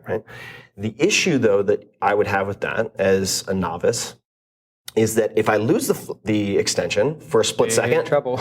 I'm fucked. Yeah, I'm gonna fall one way or the other. Gravity's gonna win. And then I have to get the hell back up there, which is very, very nuanced. So what I realized is that I have a squat rack. It's a Rogue rack, and there's a dip attachment that goes on the side. And the dip attachment is, let's just call it, it's literally about this big. And what I'm doing for those people who can't see me is my arms are bent 90 degrees, elbows at the sides, and my hands are straight out, kind of like a Lego figure. And it's roughly this big. And what I realized is the actual grips were big enough for an Olympic weight plate. What's the collar? Okay, and I had some TheraBands, so I could put a TheraBand around the very end and then lock them on with collars. Okay, I could kick up, get my feet inside, and then that allows me to be that one bone, one body, and use my wrists and my shoulders to correct. As I get fatigued, of course, I'm going to make mistakes. I'm going to start correcting by piking and doing all these bad things that I'll get chastised for later by Coach Summer in some hilarious emails that I hope to publish at some point. But then The Summer Diaries. The Summer Diaries, the notebook featuring Coach Summer and Tim Ferriss. You just tuck down and then you're out. Awesome. And it's just been an incredible accelerator in terms of getting just mileage in that proper position, right? Because this doesn't surprise me, because in the year plus that I've known you, you've asked me so many seemingly gentle questions that have rocked my world. And one of them that you asked recently was, is there a sequence that basically puts together all of the important poses in AcroYoga? And I don't know if you know Bolero. Do you know that? It's a classical song. Oh, I do. Wait, is Bolero the one that's played in 10? It's the one that's played in 10 with Dudley Moore. Yes. And Bo Derek. And also Caveman, if you've seen that movie. But basically, the guy that wrote that, I think is Ravel, he wrote that to educate people in all the different pieces of the orchestra. So it starts with violin and viola, and it's actually a beautiful song. But I thought, okay, I have to make this sequence that basically strings together every pose that I can think of in AcroYoga. I want to put Bolero in the background. This is a very educational thing. It is going to be beautiful. It's not about the sequence. And basically what I've done is I've made these grids with front plank, reverse front plank, back plank, all these different things on one column, and then all at the top. And then I cross-reference. What is it like to go from a throne to a reverse front plank? Is it beginner, intermediate, advanced, or an expert, or not possible? So basically what I want to do is go in the lab, which is with me and a friend, and just do all these different transitions, and then basically try to get a unified field theory of AcroYoga, basically. So Einstein's one of my heroes, and he worked on this most of the end of his life. He was trying to see how the strong nuclear force, the weak nuclear force, gravity, and electromagnetism were all related. And I feel like something that I want to do with AcroYoga in my life is to keep pulling out these equations, pulling out these similarities between these seemingly unrelated things that once you crack the code, and this is very Tim Ferriss, because you asked the question, once you crack the code, if I can come up with a 5-minute sequence that has all of these very important basic moves, that's what unlocks the human potential for very complicated flying transitions. So, yeah. And it also provides, well, number one, I can't wait to try it. Number two, it also provides motivation for the student. And I think that if you look at, for instance, and this is part of where the thinking came from, because the frustration was born of, and frustration, I think, in many cases is a good thing. It just, it gives you an itch that needs to be scratched. You need to figure out how to scratch it. And in this particular case, in any physical practice that is not regulated in some way by high stakes competition, which has its own kind of filtering and self-selection, but it's totally different because, like, let's say you're in China and you're putting together a national gymnastics team.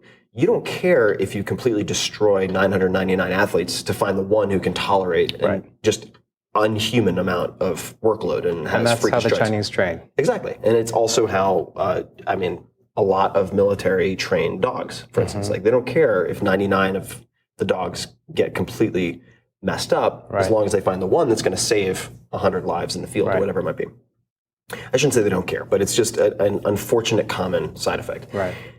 But when you're dealing with recreational practitioners and you don't have, say, a national championship and that vetting process, like anyone who wants to participate can participate, I think it's more akin in some ways to like child's martial arts. So how do you keep kids interested in martial arts? You have belts. How do you get the belt? You have a kata. You have a set form that, at least in theory, incorporates all of the requisite skills that would represent that level of competence or mastery. And another analogy would be skiing slopes. So you have the green circle, the blue square. I might be getting this wrong, and then the black diamond, and those are based on the characteristics of the slope, the steepness, the terrain features, moguls, and so on. So I was thinking to myself, well, why would it be possible? And this would also help the business or the organization of AcroYoga in terms of retention. If people want to get to the next belt, i.e., master the next 5-minute sequence, it's not only it's a mutually beneficial construct because it keeps the students motivated and it keeps the entire ecosystem thriving, right? And so I remember thinking to myself, if you look at whether it's jiu-jitsu or or judo or AcroYoga, it's very common. You go into a class and it's whatever the teacher might want to work on that day or whatever occurred to them on the drive over. Maybe it's something they want to practice themselves. And there's a lot of benefit to that. But at least for a OCD perfectionist idiot like myself, I need to know where you're going, where I'm aiming. Yeah. And so the idea of the sequence was really fun. That's what, as you know, I've been working on for the last 8 weeks or so, and ended up getting the entire sequence, except for one, which everybody had trouble with, even the teachers, so I don't feel that badly about it, the London spin. Yeah, that's a motherfucker. Yeah, that one's hard. I mean, we were able to do it 80% of the time, but it ain't pretty. Right. But the rest of it, it was really fantastic to have. And this is something that Josh Waitzkin, who's been on the podcast, so the inspiration for the book and the movie Searching for Bobby Fischer, considered a chess prodigy, but I don't think that applies. Even though he has incredible talents, he can take his learning system, his approach, and apply it to just about anything. Jiu-jitsu, he's first black belt under Marcelo Garcia, who's like the Michael Jordan of Jiu-jitsu, 10-time world champion. I don't know. There's no close second place.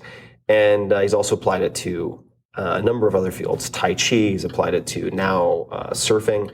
And he would call it learning the macro from the micro, right? So, I like that a lot. right. So, like for instance, and like, you can learn a lot about someone's body awareness just by having them do an ATB drill. Right? Oh, for sure. And if you want to learn, let's say, how someone is in language, well, you could just offer them 2 pages of dialogue that include idiomatic jokes. Humor, that's a high bar. Like you can figure out a lot by seeing how they interact with foreign language humor. And in acro, like the corkscrew, that's a really good diagnostic tool. You have to do a lot in the corkscrew. You have to have a lot of proprioceptive ability. And the thing that's unique with AcroYoga is you've got 2 people or 3 people. So it's also one of my definitions of an advanced practitioner is somebody that can have a success with anybody. And my first master teacher I ever saw was a Bulgarian guy named Dimitar Menchev. And he would literally pick up a 6-year-old kid, hold him in his hands, chuck him up in the air and do this thing called a dislocate, push him to a high hand-to-hand, and hold them in a one-arm handstand. And I saw this when I was 12, 13, and I was like, yeah, I want to get that good. And the ability to really support any different person and a lot of... Dislocate sounds terrible. Is that where you come here and they jump through the middle? That's inlocate. That's inlocate? Yeah. Okay, so dislocate's the other way. Dislocate's the other way, where the arms are here and they go like that. Ugh. Yeah, you got to have some mobility for that. I need to work on that. I'm not ready. You're never doing that. You can base it, you're never flying it. I don't say never that often. I'm happy to save my shoulders. They've had enough Smart abuse. Left shoulder already has pins in it. I don't need more of those. I really implore people, and you can find, I'm sure, synopses of this online, but get a hold of the meta learning section of the 4-Hour Chef because it talks about how to work on one skill to develop it in such a way that it transfers to many other skills, right? So for instance, if we're looking at sequencing and role switching, I think this is really helpful for any type of partner practice. In the world of tango, when I was in Argentina, I learned the female role before I learned the male role. That much easier seems in really dance. weird, but working with Alicia Monti, who's an incredible world-class dancer, learning the female role because we had to. We didn't have enough women in the class. That's how it came about. And it was like, hey, when Buenos Aires was being populated by immigrants, like the dudes would dance with one another. And it's like, hey, this isn't just for the Castro. Right. This is actually, there's a functional purpose here. And after learning the female role, it made it infinitely easier for me to learn the male role. Now, in acro, it's not a strictly male-female thing, as we just saw. But very often, because men are sometimes or often bigger than the women, they end up basing. And they're just not very flexible. Oftentimes you are. But guys will be like, I have strong legs. I'll just hold you on my legs. And even though I'm kind of chunky by acro standards, as a flyer, like I try to fly whenever possible when there's someone like you or Justin Bent or Daniel Scott or some of these guys who are just incredibly solid bases. I want to fly because it helps my ability to base. It also, one step further than just understanding is compassion. If you're always basing and you're saying to the flyers, why are you so scared? And then you fly, you're like, oh my God, this shit is scary.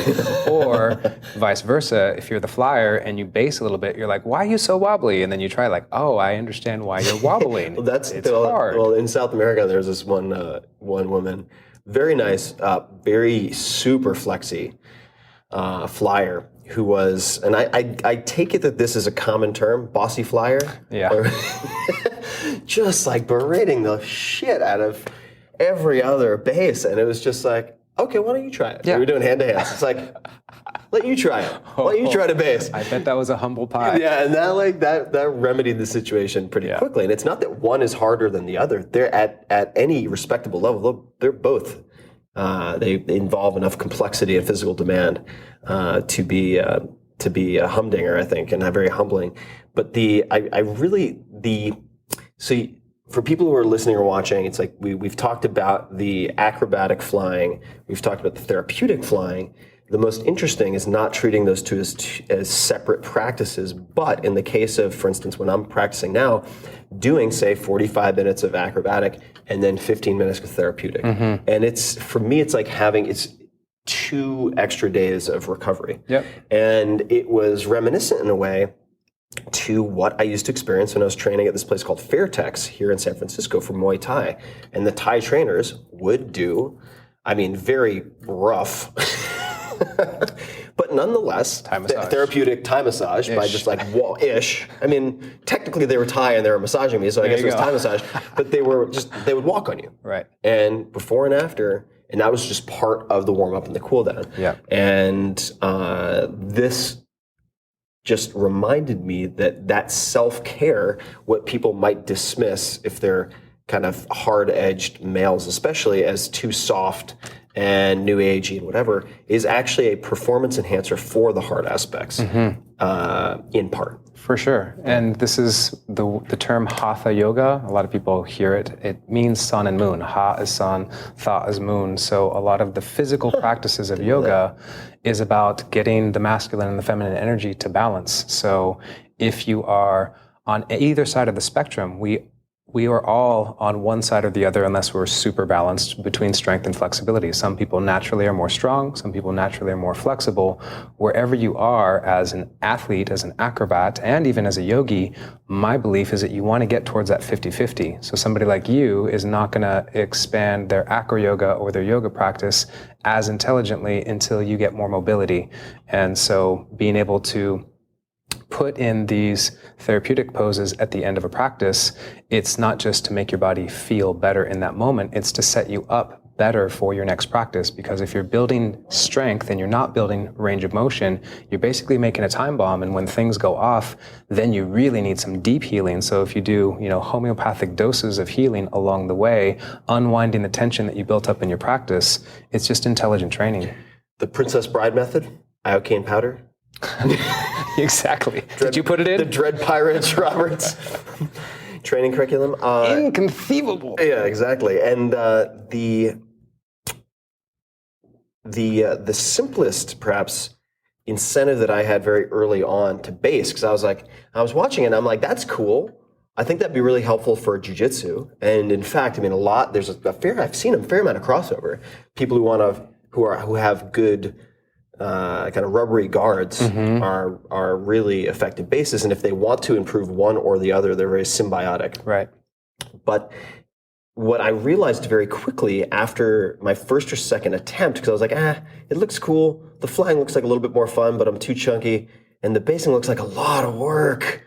But then I did it, and what I realized was, when we're sitting down like this, so I had developed some back and hip issues, we're sitting like this a lot, and I'm sure Kelly Starrett, PT extraordinaire, could comment on this more intelligently, but you're effectively pushing the head of your femur forward. Yep. Right? You're sitting down, your femur is getting set or pressured in an unnatural direction over extended periods of time. When I lay on my back, put my legs straight up in the air and support weight, I'm reseating the femur in the proper place. Exactly. And it's that alone, I feel like just basing someone, even if it was just basing someone in folded leaf or bird, which we did, Jack, I'm flying kind of thing earlier, for a few minutes at the end of the day is just incredibly beneficial. Let me ask some rapid fire questions, the usual. So when you think of the word successful, who is the first person who comes to mind, or people? I got a tie. Gandhi, super successful, and Einstein. And from very different spectrums of humanity, and they actually met in South America while they were both alive. I would have loved to have been the fly on the wall for that one. What I see in Einstein that I really appreciate is he had all the proof he needed to just keep moving forward with the way that people understood the world. And he basically stopped listening to everybody. He really went inside. He thought about things. He worked them out. And he changed the world just from his mind, and the ability to be self-reliant, to believe in yourself, and to change the world because of how brilliant you are and how open your mind is. Like that's a high bar. And I've read more about his life, and he writes about love beautifully. And some of his quotes, one of my favorite quotes of his, I'm not going to say it right because it's in German. He says, "I like to cut wood because I can see the fruits of my labor." And just a lot of really simple things. Like, as much as he was, in the stars, he was very pragmatic. And Gandhi, similarly, he didn't see the world in the box that he was born into. And when I see people that really don't take the world as it's being presented, and they have a vision of how things can be, and just that resolve. I feel like both of them were so committed to their vision and had so much resolve, and both of them changed the world in such big ways. So that's a big definition of success for me.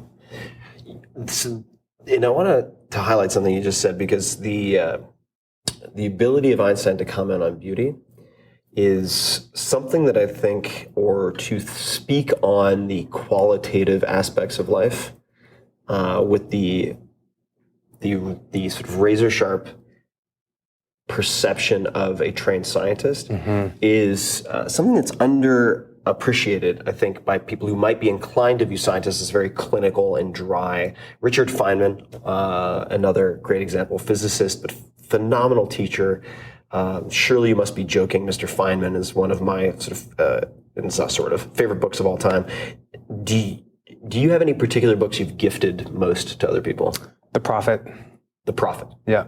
The Prophet. These are lessons from Jesus? No, he's a Lebanese guy. I don't remember exactly his name. It's with the K, first name with the K, last name with the G.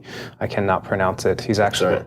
Yeah, and it's basically, he says he's this guy who is speaking to a crowd, and somebody in the crowd will say, "Speak to us of pain," and he'll say, "Pain is the blah, blah, blah, blah, blah. Speak to me of love. Speak to me of being a father." And there's just, I love really, the hairs are standing up as I think about it.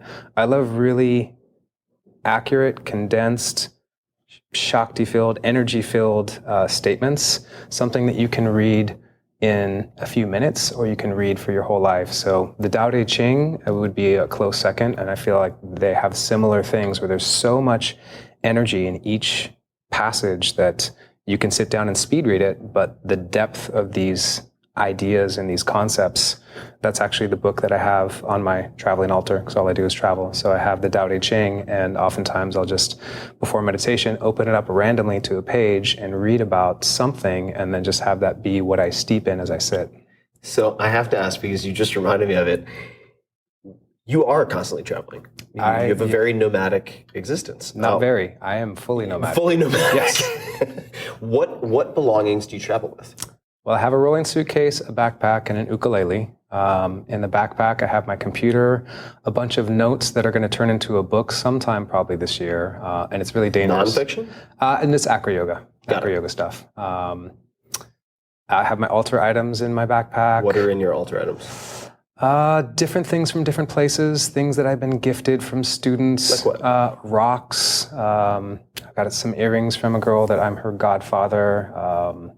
I've got a Mexican flag. The box is actually from Lebanon because I was born in Mexico, but I have Lebanese heritage. So it's just a lot of mementos that remind me. It's photos as well. I have a photo of Dharma Mitra. I have a photo of myself when I was in China competing at World Championships when I was 16. And it's just things that feel important to me that keep me grounded.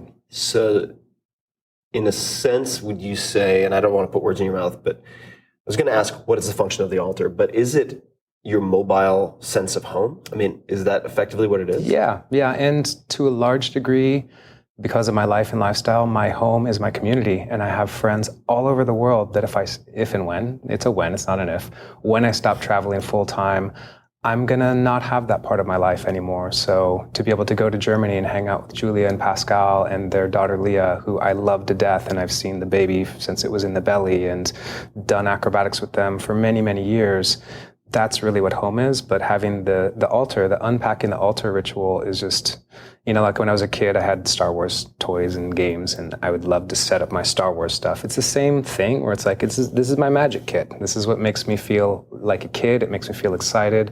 I put a candle on it a lot of times when I'm meditating. It's my happy place, my traveling happy place. What else do you have? I have some throwing knives. Throwing knives? Yes. Any particular type of throwing knife? I've had many types. Throwing knives are easy to lose, so pretty much every time I roll through Sacramento, there's a place that I know that has them, so that's where my family Can you mention lives. it, or is it like a Wild Sports? Wild Sports Yeah. throwing knives. Yeah, they've got guns, they've got worms, and they've got throwing knives, so... You're ready for the zombie apocalypse. You never know. No, Have you ever been stopped in customs for the throwing knives? Well, I haven't. The knives were lifted out of my bag in Panama. When I went to Lifted Bali, meaning permanently borrowed. permanently borrowed, yes. Yeah. When I was in Bali, like I don't know if you've been. Have you been to I Bali? have, yeah. So if you have drugs, we're going to kill you. Yeah, yeah. Well, another thing on the customs form is, do you have anything with pointy objects? And I was like, I really don't want to give them up. So I smuggled in some throwing knives to Bali. I've said it out loud. The Balinese police might hunt me down, but The Balinese Mossad are on their way. yeah. It's a small If infraction. so, that's a huge budget misallocation. Like, Yeah, I'm a small fish. Nemer's not the biggest threat out there. No. Anything else that comes to mind? Frisbee. I'm a Frisbee golfer. So I saw a photo of that. Yeah, I love Frisbee golf. It's basically, I love training in many different ways and hand-eye coordination. Do you have any go-to Frisbee for Frisbee golf? I guess it'd be disc golf. Disc golf, yeah. It's not a sport, it's a pastime. I correct people when they get really serious, because there are people that have caddies, there are people that have like 20. What? For real. Those people think it's a sport. It's a pastime. No matter how hard you work at it, it's a piece of plastic and you're throwing it around. I like, there's one called the Rock. That's a mid-range disc. It's very even flying, not super good with distance, and the T-Bird is my go-to driver. Wow, so I mean, it really is like having a set of clubs. Yeah, you got your 9-iron, you got your pitching wedge, and the discs fly differently. First of all, you have to get a repeatable swing before you have any success, just like golf. But once you have a repeatable swing, you can feel the nuance of this one fades left, this one fades right, this one goes straight. So, is there anything that you've learned in acro that is translated to helping the Frisbee golf or vice versa? Well, I mean, I think every practice that I do, they are relatable. How well I can listen to you at the podcast, how well I can do any number of things. It's all sensitivity, confidence, clarity, repeatability. So I'm always training and I'm always playing. And playing and training, for me, I've figured out a way for them to be synonymous. So I don't work hard at things. I do things that I'm passionate about and I love what I do. So everything is related.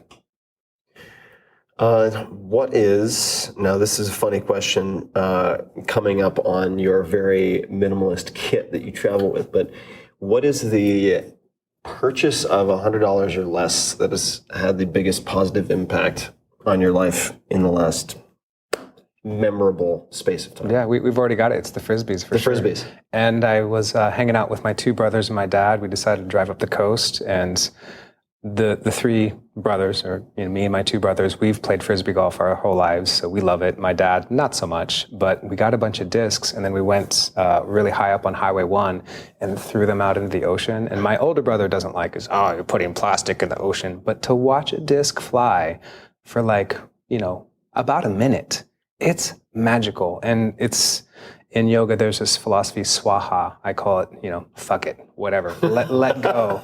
And so when I throw discs I've thrown it off Machu Picchu, I threw it off Chichen Itza. They did not like it in Chichen Itza. But I like to throw Frisbees off of really high objects. And when I'm in those very ceremonial places like Machu Picchu, it's like, what am I releasing? So it's an intentional act. It's like burning something on a piece of paper in the flames of a fire. Yeah. But then you get to watch it fly. Yeah. What do you believe that other people think is insane? That you can trust people. You can trust a lot of people. That you don't have to live in fear of strangers. Strangers are just people you haven't flown yet. And I've been all over the world. My mom was not happy when I was going to go to the Middle East for the first time. And I was actually in Boston about to lead a teacher training, and this is when the Boston Marathon bomber happened, and I had 15 students that were on lockdown for 24 hours, and I got on the phone to my mom, like, look, Mom, you think Israel's dangerous. I'm in Boston, like, you cannot hide from danger, but I don't think that's a reason to not trust people. I'm a very trusting person. I've traveled the world in some very sketchy places, and I've never had anything bad happen to me, and I assume the best in people. I assume that I can trust them until they prove me wrong, and I think a lot of people think that's crazy, but when you do this practice enough, trusting is like a muscle that you flex. And it doesn't mean that I'm a cowboy with it. Like I have really good credit assessment. You know, I can tell, is this person trustworthy for this engagement I'm about to have? But just in general, having an open mind, having an open heart, believing that people have good intentions. Yeah. How much of that do you think is bad things not happening to you versus seeing things in the most positive light, right? Because you had your throwing knives lifted in Panama. True. So like shit happens. Yeah. Right? I'm imagining. Yeah. Well, one of the things that happened to me that was really amazing was I had all of my objects liberated from me. I was living in a van in San Francisco, and I had my 30th birthday party. I didn't want to work in restaurants. It's like, I'm a yogi. I'm going to do this. I don't care how hard it is. I love this. Boom. So I was living in my van. My 30th birthday, my friend throws me a party. And that night I got a book on Buddhism, a case of coconuts, hung out with my friends. The next day, my van's gone. My home's gone. Everything is gone. So I go crack a coconut and start reading about Buddhism because what the fuck else am I going to do? And page 4 is talking about homelessness and wandering. I'm like, that's what I'm going to do. And that started my nomadic traveling. And if I stayed in San Francisco and tried to make it as a yoga teacher, AcroYoga wouldn't be a worldwide practice. So the ability to let go of what's not working and really assess what is working and what can I be excited about. It's true. It's not that bad things don't happen to me. I don't label a lot of things good, bad. Can I evolve from this? What do I want now? Where is my center now? And this is all from yoga. Well, not all. My parents, a lot of other things, but yoga is the daily practice that helps me bring this wisdom into action steps in my life. So you mentioned something that I've never heard you talk about, and we've never talked about before, but the restaurants and then the decision, fuck it, I'm going to do this full time. Walk me through like the 24 hours that led to that decision. Because at the time, did you realize it was financially feasible, or was it just a Hail Mary, this is what I'm meant to do? Walk me through like the 24 hours before you're like, all right, I'm pulling the trigger. This is what I'm doing. Well, I made up my resume for restaurants, and I was living in San Francisco. We had a rent-controlled house that 3 yogis were living in because the people that had the rent control left town, and you know, I was dirtbagging it. But at that point, all I needed was yoga and food. Like I didn't need money. I didn't have other ambitions. I wasn't traveling the world. So if I had enough money to take yoga classes and to eat well, that's all I needed. When I got to that point of, do I get a job or do I really dedicate to the yoga thing? It really wasn't a choice. It was such a big thing that happened in my life when yoga really hit me over the head. This is all I want to do. And if I do these other things, I'm not being true to the practices that I've been learning about. Like this is time for me to really dedicate to this. And my mom had a van and she didn't need it. I'm like, I've never thought I would live in a van, but San Francisco was and still is super competitive with yoga. And yoga teachers are some of the most underpaid people on the planet because they have the potential to really bring a lot of beauty to people's lives. And, you know, they get paid $30 to $100 a class, depending on what city you're in. So if I didn't live in the van, there really weren't a lot of other solutions I saw. And until the van was liberated, then I saw the other solutions. And living on the road, actually, you know, you're never really successful, at least I haven't been, in the cities where you start things. It's, you know, you go further away from where things started and you're more luxurious and more exotic. San Francisco is still a difficult city to fill a room for me. So if I would have kept hitting my head against that wall, I wouldn't be here. The practice wouldn't be here. So I love it. I love that. So we're going to wrap up with just a few last questions. Suppose this is as good a place as any to ask. If you had a billboard, you could put anything on it, what would you put on it?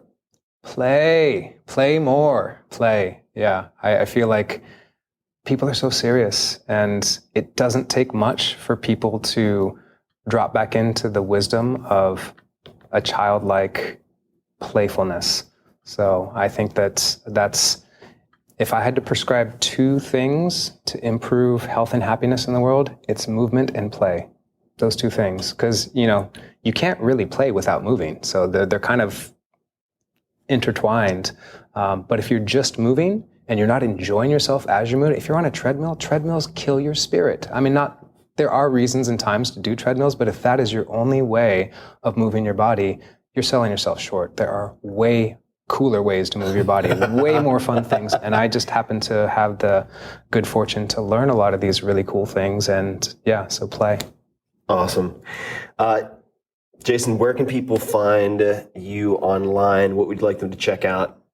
AcroYoga.org is the website, and there are free learning opportunities. AcroYoga International is the name of the company that I run, and on YouTube you can go there and see a bunch of free videos that get you started. What is the handle on YouTube? AcroYoga International. Okay, AcroYoga International. Yeah. And we'll put all this in the show notes, folks, so you can find everything else. Anything on social you'd like to mention? Instagram, Twitter, Facebook, where are you? It's all AcroYoga, and it's all Jason Nemer. So jasonnemer.com, Jason Nemer on Instagram. I try to keep it simple because I like to keep things simple if I can. Awesome, man. So much fun. Always great to hang. Right on. And more flying and basing in the future. What a weird grip. That's not very useful. There we go. Oh, man. Good stuff. Thank you, Tim. Thanks. And everybody listening and everybody watching, as always, you can find the show notes at 4hourworkweek.com/podcast. I'll have links to everything that we talked about. And until next time, thank you for listening and thank you for watching. Signing off. Yeah, man. Yeah, man. That was fun. Hey guys, this is Tim again. Just a few more things before you take off. Number one, this is 5 Bullet Friday. Do you want to get a short email from me? Or would you enjoy getting a short email from me every Friday that provides a little morsel of fun before the weekend? And 5 Bullet Friday is a very short email where I share the coolest things I've found or that I've been pondering over the week. That could include favorite new albums that I've discovered. It could include gizmos and gadgets and all sorts of weird shit that I've somehow dug up in the world of the esoteric as I do. It could include favorite articles that I've read and that I've shared with my close friends, for instance. And it's very short. It's just a little tiny bite of goodness before you head off for the weekend. So if you want to receive that, check it out. Just go to 4hourworkweek.com. That's 4hourworkweek.com, all spelled out, and just drop in your email and you will get the very next one. And if you sign up, I hope you enjoy it.